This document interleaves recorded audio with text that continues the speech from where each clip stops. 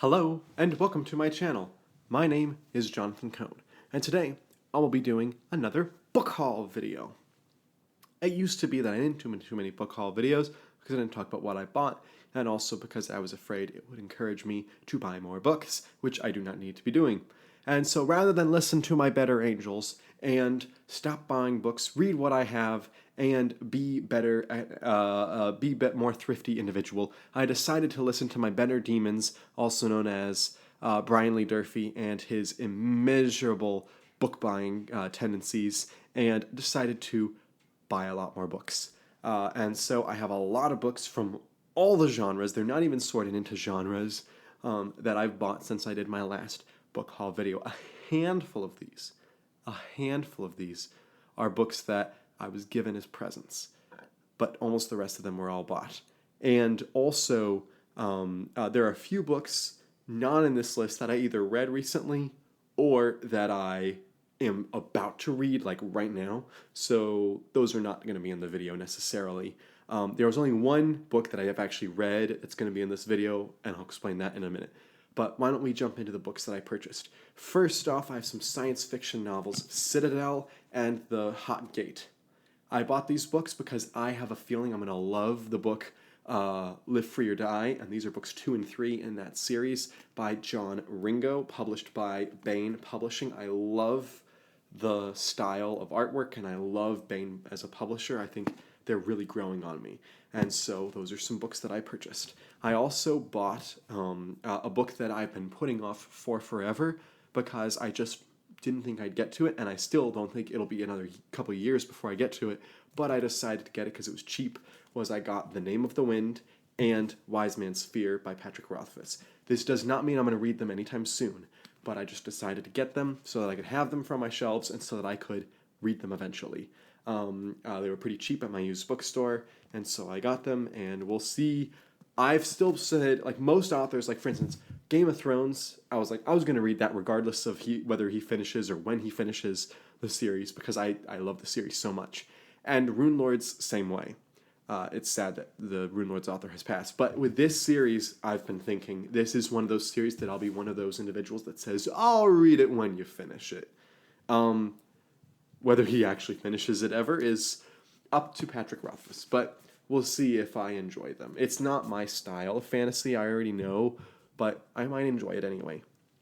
Next, I have some John Grisham books. I purchased The Litigators, which I remember my dad, when he read this book, he thought it was so entertaining. And he was telling me about it. This was before I was a big book reader. He was telling me about all the humorous moments. He was telling me about all the legal drama and all the other things happening and the biggest setups and payoffs in this book. I don't actually remember any of the plot, but he basically recounted the whole book to me, and he was so excited about it. So I'm excited to read this one, and I'm glad I found it in the style of book, the tall rack mass market that I have most of my other John Grisham books are. I also have The Pelican Brief, which I think will be a lot of fun to read. This is one of his earliest books, and this is one of the ones that was turned into a movie, I believe, or maybe not. But anyway, it's one of his earliest popular books, and I'm glad that both of these are shorter than some of his longer ones that I've read, because I've read his 3 longest books. So those are the John Grisham books I've read. I also did buy some Star Trek, though not as many as I normally buy. My Star Trek buying has dropped down dramatically because I haven't been as excited or jazzed about reading more Star Trek.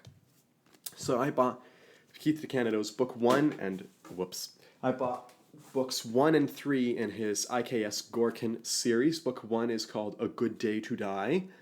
Book 3 is called Enemy Territory. I found book 2 at the used bookstore months ago when I was going to go meet Keith DeCandido, and so I bought the book, and so I had book 2 out of 3.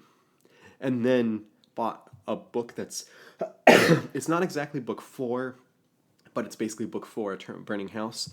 But then a few weeks ago, I went and bought book 1, A Good Day to Die, at the same bookstore. So they finally had book 1 in. And then this past week, I found book 3 there. So they had all 3 books at the same bookstore, just at different times. So that's why you check back with your used bookstore, because they might have the books. And so those are those 2 books. Then I also got The Defenders of Shannara Trilogy, The High Druid's Blade, The Darkling Child, and The Sorcerer's Daughter. Terry Brooks is the fantasy author that got me into fantasy. The Sword of Shannara, first fantasy book I ever read.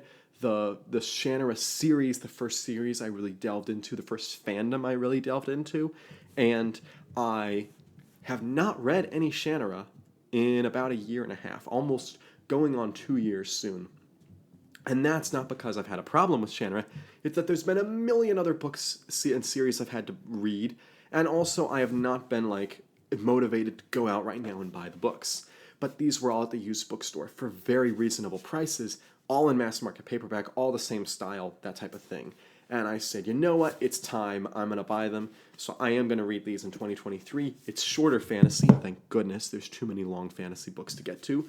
There's shorter fantasy, and it's Terry Brooks, so I know I'll probably be entertained by it. There's very few times Terry Brooks is disappointed. So let's see if I love this series. Next, I have some books that I didn't buy. Haha, books that were given to me. So I find my purse wasn't broken on these. These were the Dune, Sisterhood of Dune book, and the book Mentats of Dune. I've been wanting to get into the Kevin Anderson Dune series because I love the movie Dune, I love the first Dune novel, and I love Kevin Anderson's writing. But I haven't read any of his Dune stuff. And I really wanted to get into his first Dune novels, the House Atreides trilogy. But the difference is that Sisterhood of Dune is being adapted into a TV show right now, which means either the end of 2023 or early 2024 it's going to come out. And I wanted to read the book before, the whole trilogy before that happens.